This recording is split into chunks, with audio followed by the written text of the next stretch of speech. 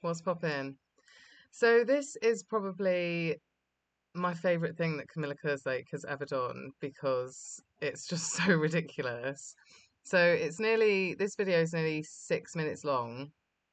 We'll play the whole thing, and I just want to remind everyone that Kerslake was 28 years old when she did this interview.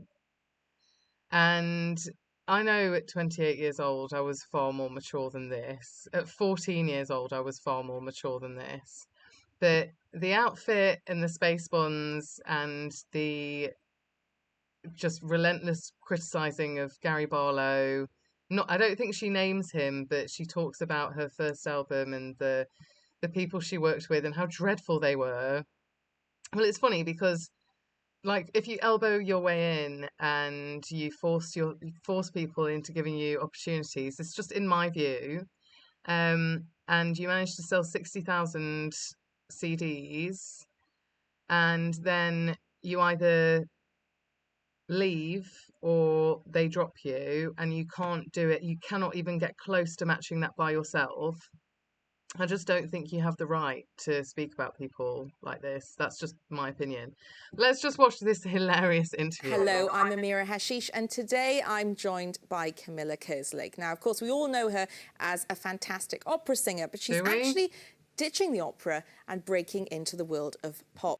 So it seems that Kerslake had always wanted to be a pop singer. From previous articles, we're told that she auditioned for 5 years, since the age of 16 apparently, for female pop groups and didn't get a look in. And then classical crossover didn't work out for her. Classical crossover and opera keep being conflated here. Like, there doesn't seem to be any differentiation.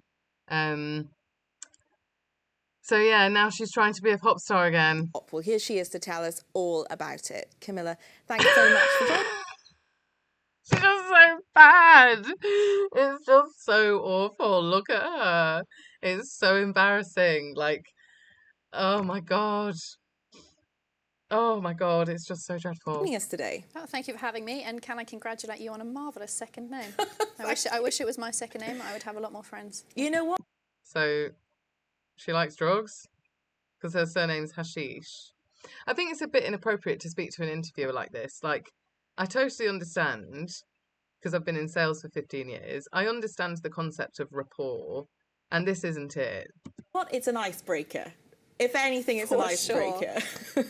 Now, tell us all. We know you as an opera star, but you have decided to ditch this and to go for the pop thing. How come this has happened? I mean, it wasn't an intentional thing. It was a completely organic process, really. I mean, I don't think so. I don't think anything, personally, just in my view, I don't think anything Camilla Kerslake has done has been organic. I think it's either stalking Gary Barlow, which she's admitted to and joked about, to get herself a record deal. That didn't work out. So she scrambled and scrambled and scrambled her way through by using her husband's name, and still no one's even really heard of her. I wrote my first song when I was 8, and I left New Zealand, and I was really sad, and so I just wrote a song about how homesick I was. Oh.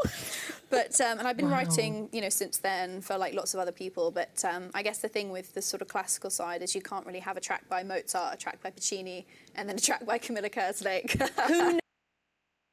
No, you can't. And when you're only capable of producing an album full of covers and then an album that you write flops, like, please don't compare yourself to big classical composers from centuries ago. And there are also classical singers and other musicians across all instruments writing new classical style songs. So this just seems like an excuse to me. This is a veiled way of saying, in my view, this is a veiled way of saying I'm just not good enough. No, you could be the next Mozart. No. Definitely not. Definitely not. Oh, here we go. Baby,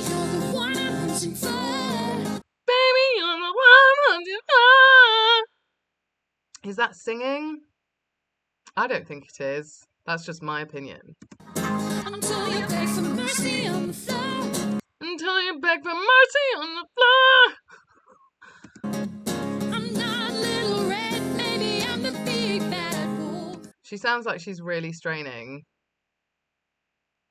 Are the lyrics by you and the team? Do you really get stuck in? Well, I mean, the lyrics are pretty much entirely my own, and they're sort of a mixture between my own personal experience and there's a song on the record called Laura, for example, which I wrote about my best friend. Oh, I know. I just sort of thought every record has to have a love song. And I bet your best friend is loving it. Well, I didn't tell her until afterwards, like after it was finished and produced, and I'm so pleased she gave me the go-ahead, because if she didn't, it would have been awful. But So after it was finished and produced and possibly released, she doesn't say that, but possibly released, she then asked her friend, if anyone wrote a song like this about me, I would be mortified. Like, even if only 100 people heard it, I'd just be like, please don't, just don't.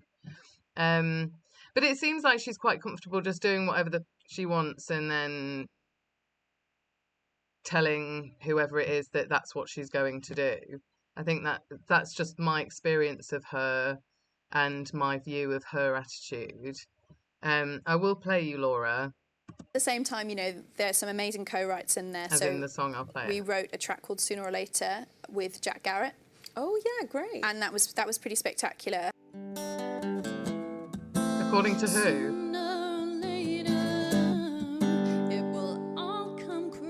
It will like she's straining. The thing is, if you were a practiced opera singer or a practiced classical crossover singer, you would still at least be able to do a convincing impression of a pop singer.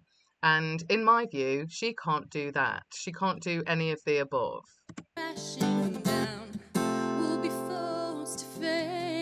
Flat. Breathing's terrible.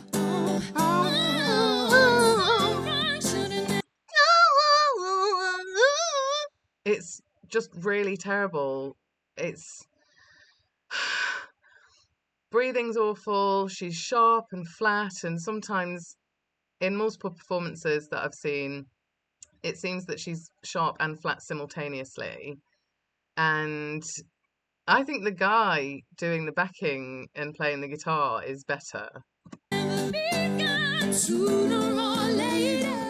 Now, when it comes to performing, I imagine it's something you are very comfortable with, but are you slightly more nervous when you're performing these pop songs, or are you just really in the zone and loving it because it's who you are? With regards to performing the songs on stage, it's actually really good fun. I mean, I can wear flat shoes, and, you know, I'm not in a ball gown anymore, so I never have to worry that I'm going to, like, sneeze myself out of one, which I have done. You actually used it. Yeah. That's... Pop singers still wear ball gowns and heels. That was at the proms, and I was due on in 2 seconds, and no, about 2 minutes, because I'd had my call, and I sneezed, and my dress burst open, and Chris had to bodice rip back together. It wasn't sexy. Is this the look that we're going to be seeing a lot more now? Well, I mean, as I said, so I style myself just because I love fashion. I just sort of see it as an extension of the music and the sort of creative process. But I mean, it wasn't planned. This is just how I normally dress when I'm not. Yeah, I get the impression that she does just like to be photographed in outfits that she picks, whether they're good or not, like objectively or subjectively speaking. I think the idea of fame and being photographed in different outfits and stuff, I think that is the main appeal for her. In my view, that's just my opinion. I think she likes the idea of being a singer and being lauded for being a singer. But, I mean, if she was, she would have, after, 17 years, you'd think she'd have, or 16 years, you'd think she'd have a fan base at this point. Camilla Kerslake Diary, this is, 17 subscribers. She's got just under 2,000 subscribers, I think, or 1.2 thousand subscribers, so 1,200. I don't know, on her actual page, YouTube page. So yeah, not convinced. Not being Camilla personally. Kerslake, the classical star. But yeah, I mean, so this is just sort of how I always look. I love a jumpsuit. Yeah. Or where do you go shopping? Where are your favourite places in London? I mean, I love a vintage shop. So like Beyond Retro, I'll spend hours in that place and come out smelling like mothballs. But I mean, like, new jumpers. For sure. All around Brick Lane is absolutely incredible. But then what I'll do is I'll like get like a Burberry bag, but then like wear it with a Zara blouse. Nice. That everyone then thinks is Dolce & Gabbana. So. Do they?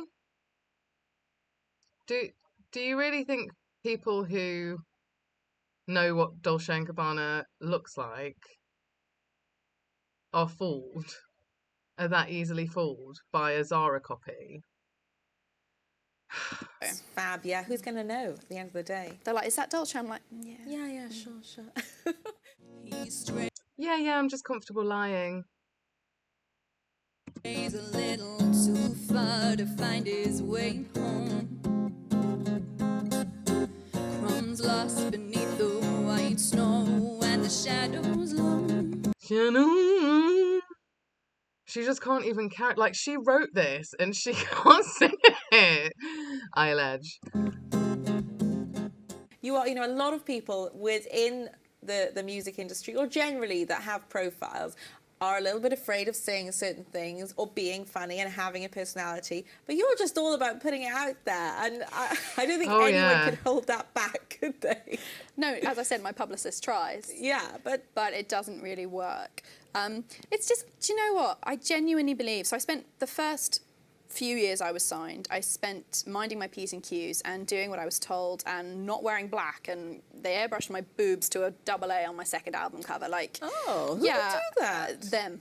God. And I just thought this is absolutely ridiculous. Like, when you're put in the kind of position that sort of people that make music in this country are, it's your duty to point these things out.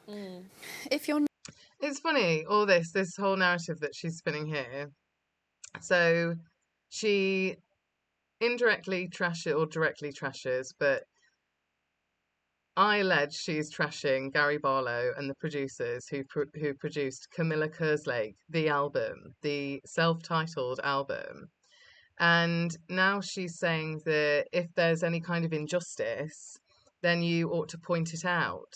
But I certainly haven't had that level of support from her in pointing out the, maybe I have to say alleged, but alleged sex discrimination, bullying, constructive dismissal, as well as my sexual assault, the collusion that went along with it, witness intimidation, stalking, harassment, and so on and so forth, all alleged.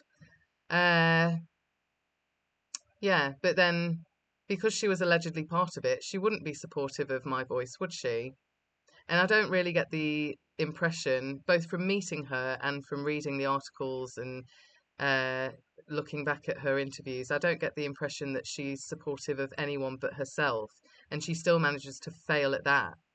Not in my fighting view. for the underdog, what's the point of having a platform? It's, I mean, genuinely, I mean, especially since someone like me, I spent the first few years of my life in council housing, and I remember getting free school dinners, and I remember getting my school uniform out of the lost and found bin at the end.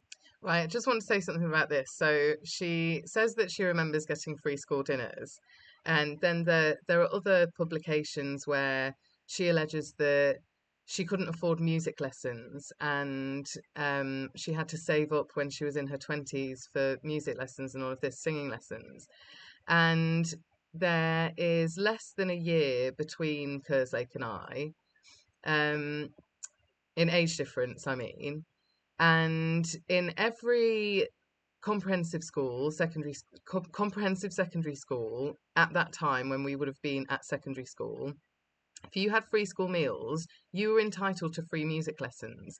The only way you wouldn't get free music lessons is if that particular teacher was so oversubscribed that they couldn't fit you in and you just had to wait. Like maybe you had to wait 3 months or 6 months or something. Or if you were totally dreadful, or if you were incredibly unfocused or badly behaved, then you didn't get free music lessons along with your free school meals. But she would have known this. This was common knowledge at school. Like, free school meals means free music lessons and free help with maths or whatever, like, if you needed it. So this narrative that she's spinning about council housing and free school meals and all of this, I just don't buy it. End of the year, and I remember, you know, having the dresses that were a bit too short and stuff.